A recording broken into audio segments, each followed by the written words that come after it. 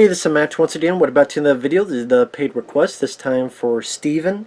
Thank you so much for that. And for those interested in requesting pretty much any type of videos, reviews, reactions, topics, rankings, re-reviews, commentaries, whatever it may be, feel free to send it either directly to my PayPal or join my Patreon. Both links are down below in the info box underneath each of these videos. And this is for the 2006 film Deja Vu. I mean, I probably have the poster over there, but this is the DVD. And I think this is one of Tony Scott's most underrated movies. I really do enjoy Tony Scott as a director. I miss the guy a lot. I actually liked his filmography more than Ridley Scott. I mean, Ridley Scott, I love Alien. I like films like Black Rain, G.I. Joe. Not G.I. Joe. G.I. Jane, Blade Runner, but Tony Scott was more into. From Beverly Hills Cop 2 to The Last Boy Scout to even True Romance, Top Gun, Days of Thunder I enjoy. And the stuff he was doing with Denzel, like Unstoppable. His last film, damn good movie. Damn good film. And this, honestly, is my favorite collaboration because they worked together on Crimson Tide, Man on Fire, I think would be most people's favorites of Denzel and Tony. I like Man on Fire. I like Taking a Pill 1, 2, 3. Unstoppable I enjoyed, but this is my favorite of Tony Scott and Denzel's collaborations. Enemy of the State, that's another one I enjoyed, Tony Scott. Because this one I like the story. I really like the concept. The cast, I thought Denzel did a great job. You also have Val Kilmer, Jim Caviezel, Adam Goldberg, this lady Paula Patton. I thought there's a sticker on that part. She did a really good job in this. And like I said, I like the sci-fi touch to it. Pretty much the gist of the story is Denzel's an ATF, alcohol, tobacco, firearms. He's an agent. He's called in because this explosion in New Orleans happens, where this ferry blew up, and trying to find out what happened. Finds bodies, including this lady here, and he's trying to find out how this all happened. He's good at piecing clues together, and one thing leads to another, and Val Kilmer and his group, they know that Denzel could be a good asset, so they let Denzel know about this secret project. This government lab that uses a time-shifting surveillance device to help prevent crime. Pretty much by using satellites and other stuff. Well, they say that at first, but it's a bit more complicated than that. They can kind of like a... The disc isn't here, it's in the player, but imagine this is time, right? But imagine you can fold it, so if you're here, you can look here, and you can see that horizon, like look across the way. And they could go as back as 4 days and 6 hours. They can't rewind, they can't fast forward, they can record it, but they can't rewind and fast forward. So it opens up a time window. 4 days ago, to see how this happened, what led up to it, who the killer is, all that stuff. And I liked that idea, that concept of utilizing time in that fashion, because it seems similar, but at the same time it felt like its own thing.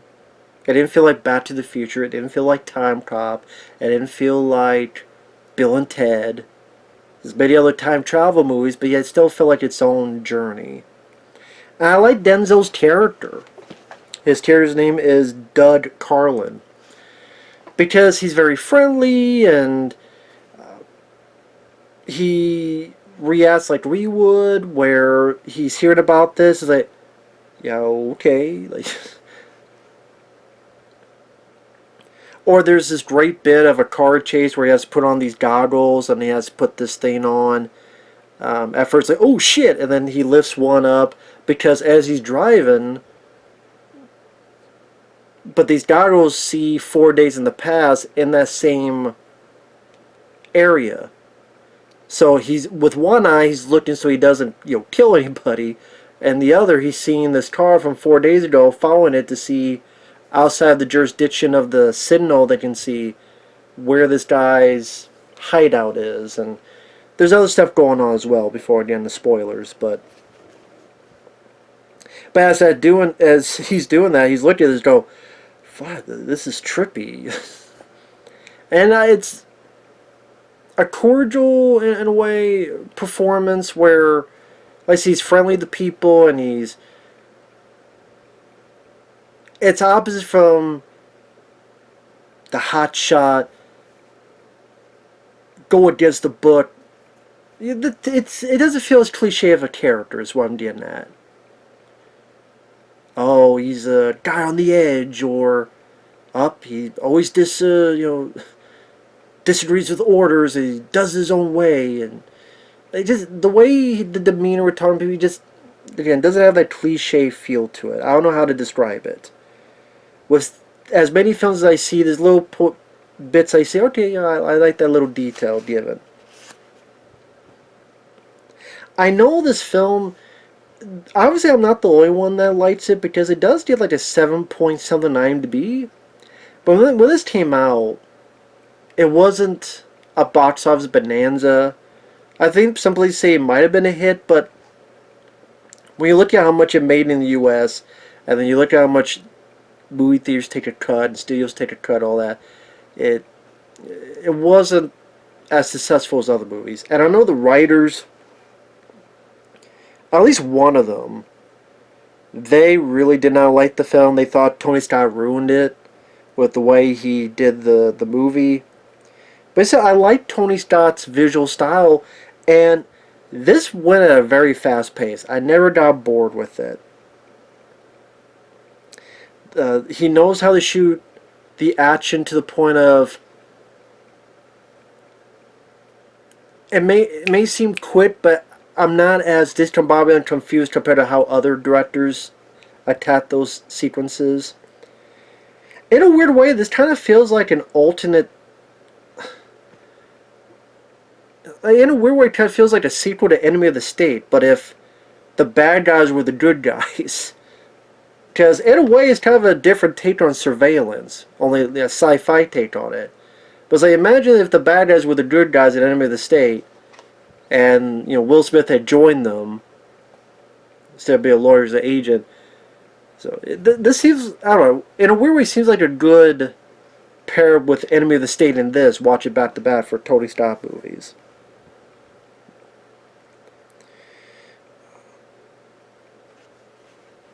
So again, he gets on this job, and he's with this group, and they're studying this lady, played by, again, Paula Patton, because Denzel knows that she's the key after various clues he's found out about it, and about her life. And as it's kind of this weird, nowadays people go, oh, he's a stalker and all this stuff. It'd probably be canceled nowadays as the stalker mentality, these men watching this woman. Shut the fuck up.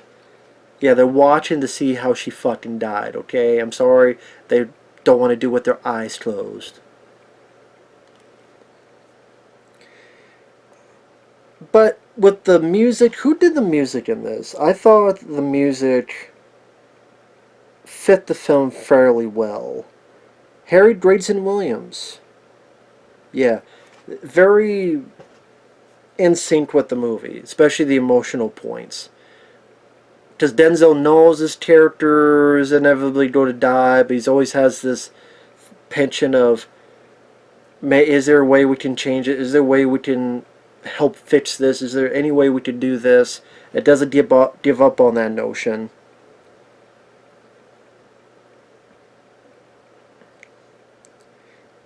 I also like the sci-fi stuff. The bit of wonder showcased in Denzel's face and performance is nice to see as well, without going over the top and silly and goofy with, oh golly gee, look at that crazy thing. But it's like, okay, yeah, kind of how maybe some of us would react.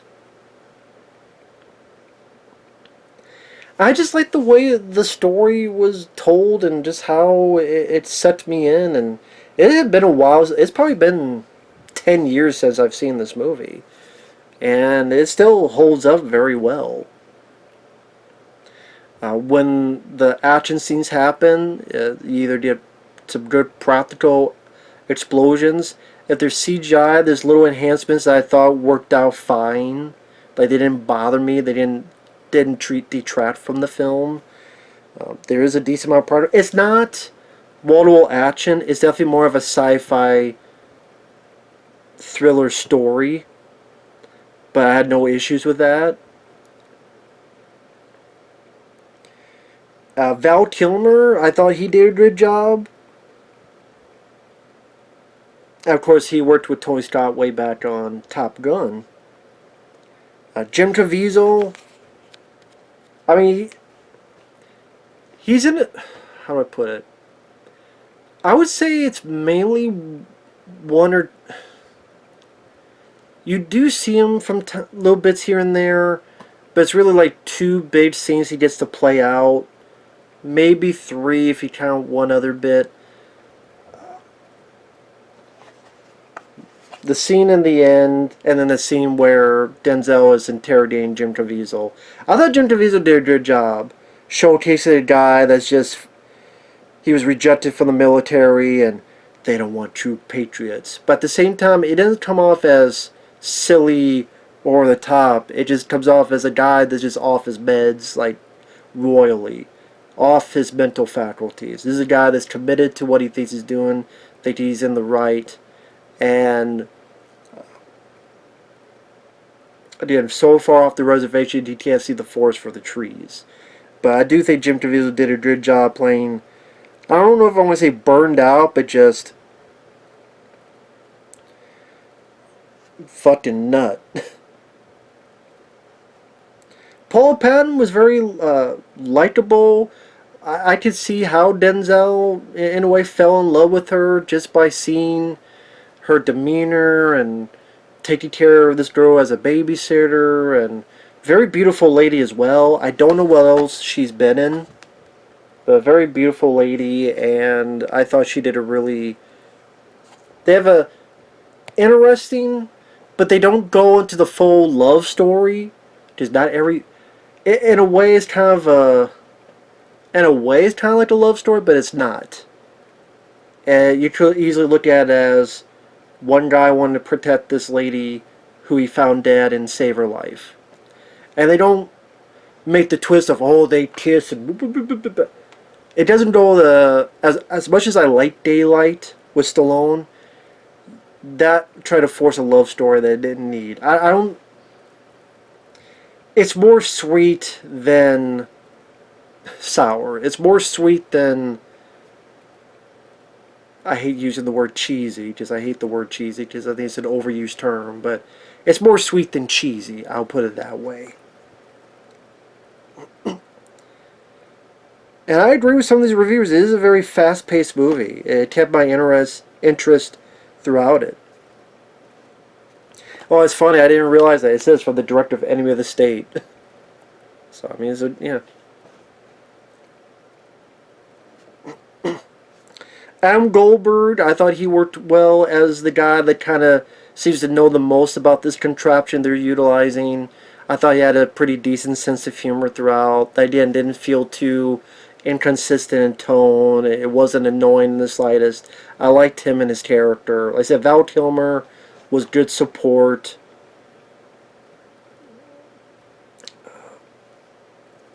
Like I said, it was definitely a story that pulls you in and keeps you interested.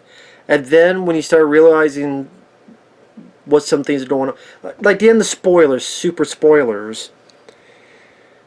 When you think about the film earlier, after learning some things after, it's like, oh yeah, that's why when Denzel went to the place and it says you can save her, and that's why there were bloody rags on there, and oh wait a minute, maybe as Denzel puts it, he decides to take a risk and go back in time. because they're able to put a note, and then they realize that that's how already happened, and it led to this agent's death, and they're wondering how did he die. Well, now they know how he died, what they call it, fate, serendipity, and they don't get pretentious about it, and they don't focus on it to the point of just being, okay, dude, yeah, we did. It's a movie, not a lecture. They don't pull, yeah, as much as I like Matrix Reloaded, that's one of the issues they had. That scene with the KFC guy, what the fuck was he, the architect, what the fuck was his name? He looked like the Colonel Sanders in the Matrix Reloaded. I liked that movie a lot, but there was a shitty scene that stopped the movie dead in its tracks. I was in the theater when I saw that. I could tell the audience just went, you know when you unplug the computer? Well, it has a battery, so that's not... Okay, you unplug the TV? That's exactly what happened to the audience. Pew! You know what I'm saying? Okay, yeah. You lost the audience. To me, I'm like, where the fuck is this going? Oh, wow, look at that cool action scene. I still like Matrix Reloaded, but...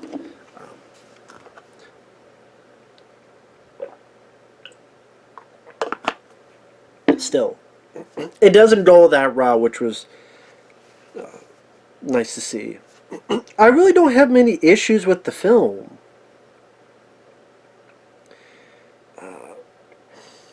I'm really trying to think about it. I don't really... Listen, I don't mind the way it's filmed. I think it works in this aspect. I don't mind the look of the film. It definitely has that Tony Scott feel and look to it. I am surprised this is PG-13. Although I guess when I think about it, yeah, I guess it would be PG-13. Yeah, I'm just surprised because of the... I mean, hell, with the way they get so butthurt about ratings now, they go, oh, the plot is too intense, it must be rated R. Like The Conjuring. There's no reason The Conjuring should have been rated R. But... and this is dealing with like terrorism and a guy gets shot in the head. But I just really don't really see blood. A guy gets shot and burned up, and yeah, I am surprised this is PG-13. Here, PG-13. Wow, okay. So, good PG-13. So maybe that's one thing I could say is, if that's the case, they could have pushed the R. They could have pushed it to an R rating, because this is a story that, you know, I don't know. I just makes me wonder if, now that I think about it, because I didn't think about it at first, but yeah, now the more I think about it, it wouldn't affect the story, to be fair, so it's not really that big of a complaint, but I did some bits of the action, some bits of the intensity in the third act, like when, spoilers, super spoilers, Jim Caviezel's on the ferry and he's blasting these cops and stuff, and then Denzel, shoots him in the head. I think that a little bit of visceralness I would not have minded. Because, I mean, yeah, this is a movie where a guy who's a terrorist blows up a fucking ferry. I mean, it doesn't sugarcoat at the beginning. I mean, is there explosion? But at the same time, it's not like you see bloody pieces flying. So, I don't know, I would have been open to an R rated just to see what they would be willing to push and do. And then if I see that, they'd have to make the call whether it was for better or worse. But I would see what they would do with that rating to begin with. But yeah, I wouldn't say it affected the story or anything, so it's not that big of a deal. Like I said, I thought the kind of these two, I thought they worked rather sweetly together when you got into the second half of the film. And yeah, this is a film that when it came out got a lot of shit from critics. Once again, it shows that critics don't know what the fuck they're talking about. I mean, there's a couple critics here that didn't mind it. It's what, NBC Maxim.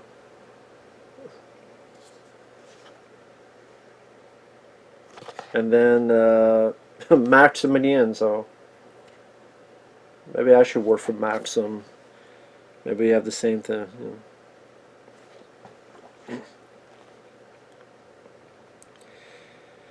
I like that it does do a decent job with the time aspect of the story. Like Denzel, near the end of the film, he notices the bloody rags. He notices, wait a minute, the bloody rags, that's like what I found in your apartment. That means it didn't work because the ferry still blew up. So that means I have to change this. And you can say, well, how many times were there a timeline? Someone made like a timeline thing and felt he interpreted like there were 4 timelines. Like, yeah, bear with me, this will get confusing. The first timeline is Jim Caviezel goes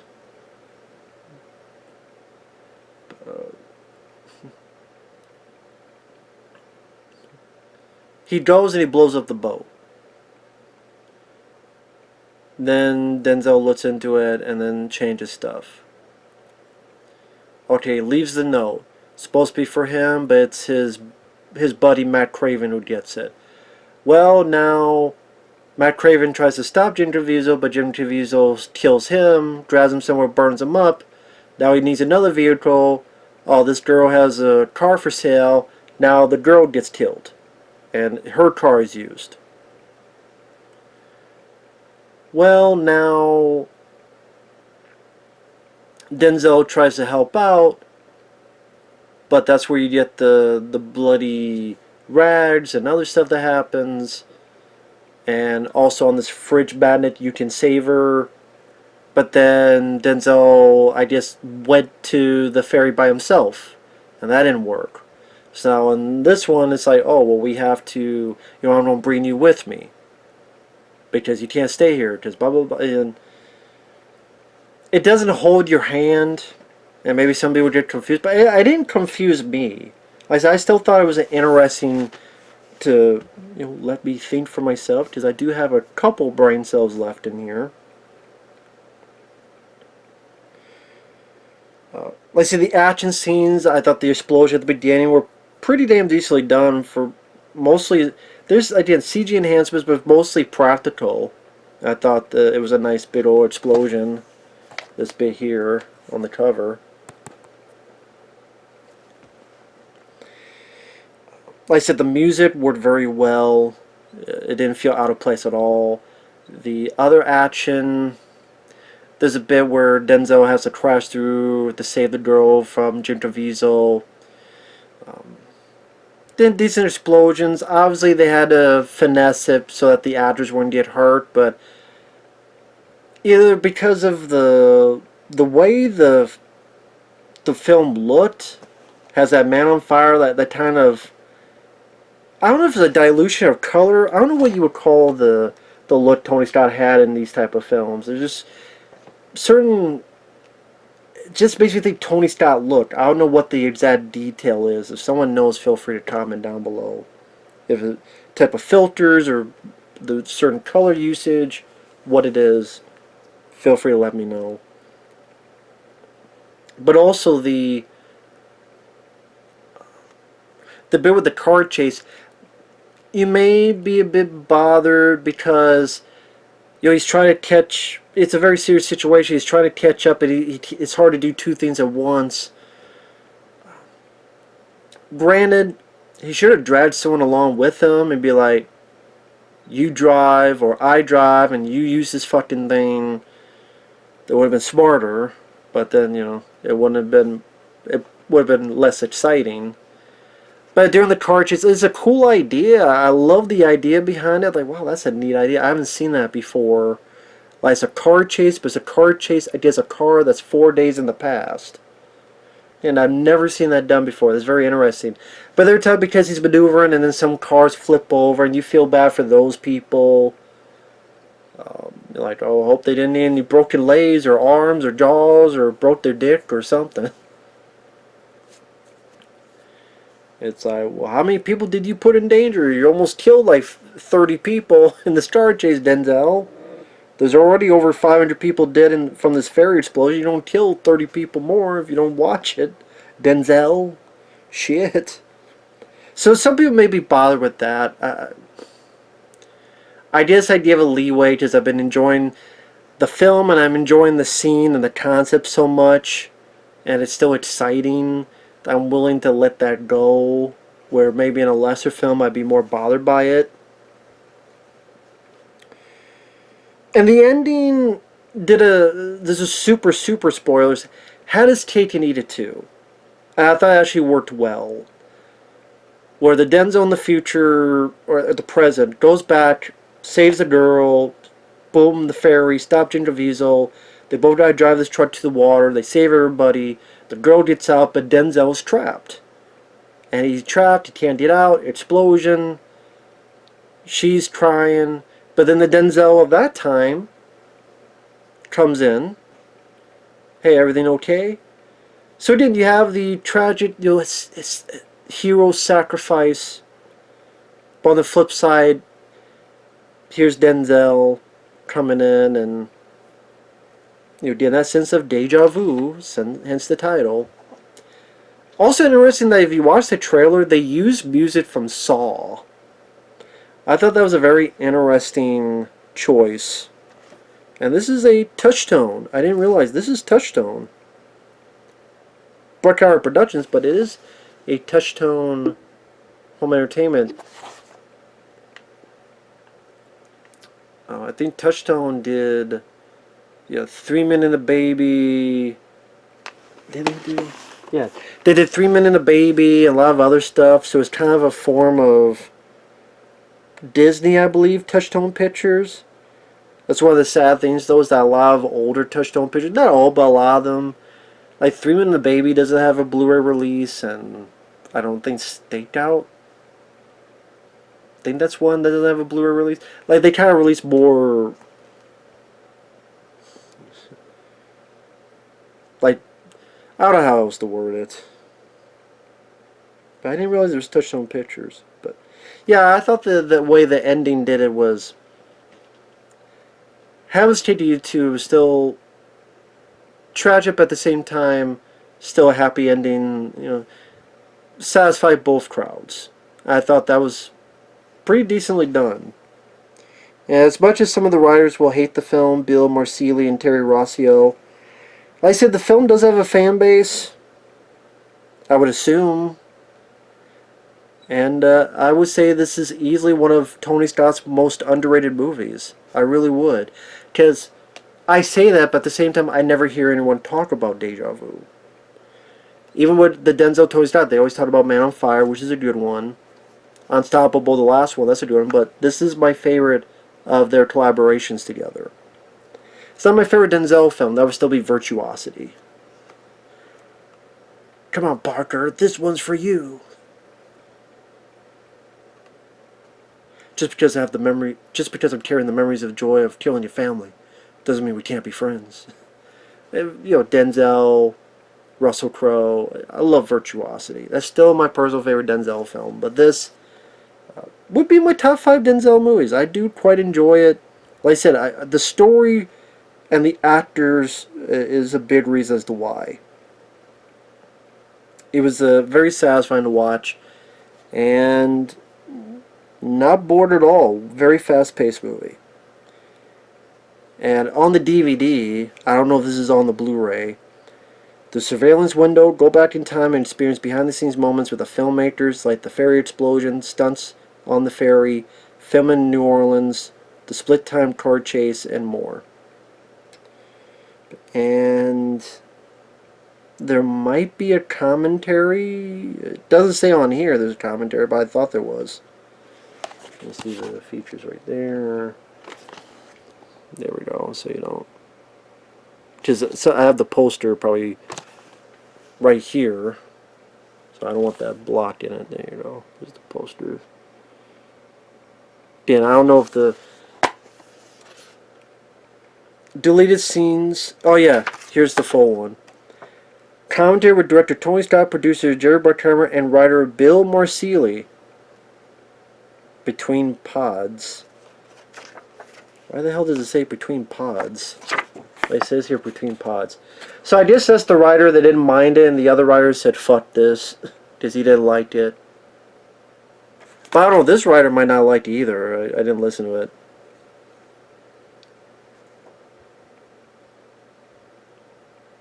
Yeah.